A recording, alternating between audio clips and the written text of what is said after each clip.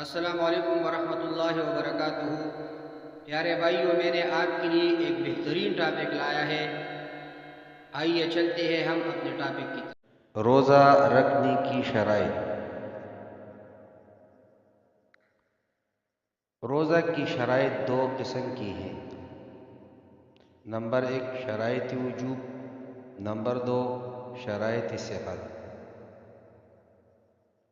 روزہ صحیح ہونے کے لیے جن باتوں کا پایا جانا ضروری ہے ان کو شرائط صحت کہا جاتا ہے، اور روزہ واجب ہونے کے لیے جن باتوں کا پایا جانا ضروری ہے ان کو شرائط وجوب کہا جاتا ہے۔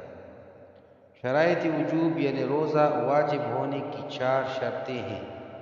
نمبر 1 اسلام، یعنی کافر پر روزہ واجب نہیں۔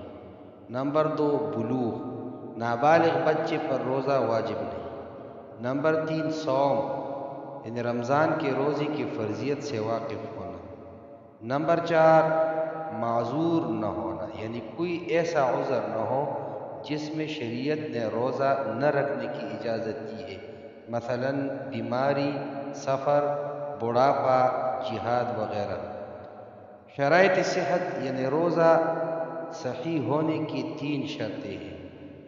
نمبر 1 اسلام، یعنی کافر کا روزہ صحیح نہیں۔ نمبر 2 خواتین کا حیض و نفاس سے پاک ہونا۔ نمبر 3 نیت کرنا، یعنی دل میں روزہ رکھنے کا ارادہ کرنا۔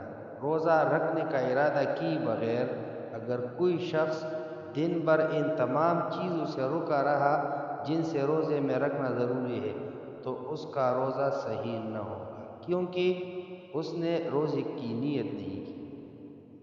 وما علینا الا البلاغ۔